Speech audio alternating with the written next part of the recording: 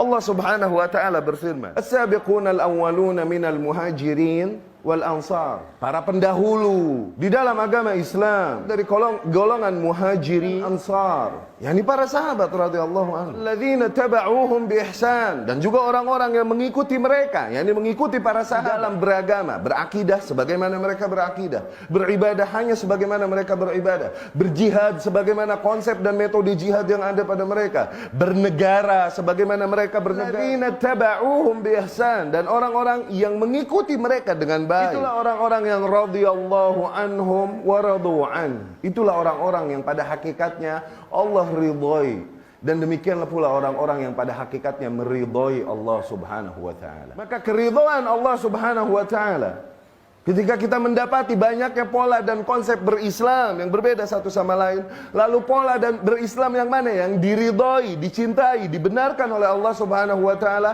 adalah pola sebagaimana para sahabat radhiyallahu anhum mengamalkan Islam. Salafus salih, Allah tegaskan radhiyallahu anhum, kaum muhajirin, kaum ansar, para sahabat. Dan orang-orang yang mengikuti pola mereka dengan baik, itulah orang-orang yang Allah ridhoi mereka.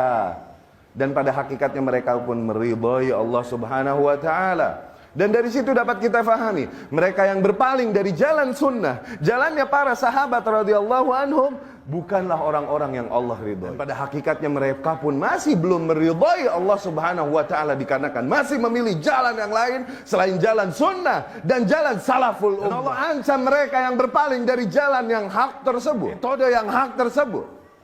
Allah ancam mereka dengan ancaman yang pedih, baik di dunia ataupun di akhirat. Allah Subhanahu wa taala berfirman, "Man yushaqiqir rasul ba'da ma tabayyana lahul huda." Barang siapa yang menentang petunjuk Rasul sallallahu alaihi wasallam setelah datang kepadanya petunjuk, tentang Rasul bukanlah terjadi dengan tidak, aku tak mau mengikuti Rasul.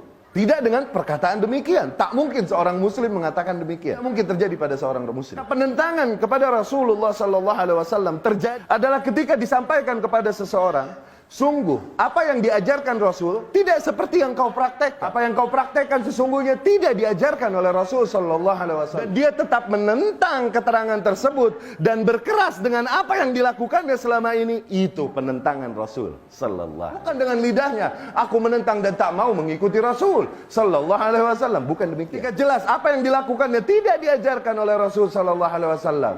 Min ba'di ma tabayyana lahul huda, setelah datang padanya petunjuk, yakni setelah disampaikan ilmu, sesungguhnya yang dilakukan Rasul demikian, tidak seperti yang kau lakukan. Ada seorang ahli ilmu menyampaikan kepadanya petunjuk, bukan berangkat dari ketidaktahuan. Barang siapa yang menentang Rasul setelah datang kepadanya petunjuk, wa yattabi' ghaira sabilil mu'minin, kemudian dia mengikuti metode lain, jalan lain, jalannya orang-orang yang beriman. Siapa orang-orang yang beriman ketika ayat ini turun? Tidak ada jawaban lain kecuali para sahabat radhiyallahu anhum. Yani mereka beragama tidak sebagaimana para sahabat beragama, tidak beribadah sebagaimana ibadahnya para sahabat. Mereka membuat-buat hal-hal baru yang tidak diajarkan. Tidak berakidah sebagaimana para sahabat berakidah. Maka kami hukum mereka, nuwallihi ma tawalla, kami akan palingkan mereka ke arah mereka berpaling. Yani kami palingkan mereka ke arah mereka berpaling. Maknanya sebagaimana para ahlul tafsir menyebutkan, kami akan hiasi kesesatan mereka sehingga mereka semakin yakin di atas kesesatannya. Kami akan ulur mereka di atas kesesatannya. Aswad.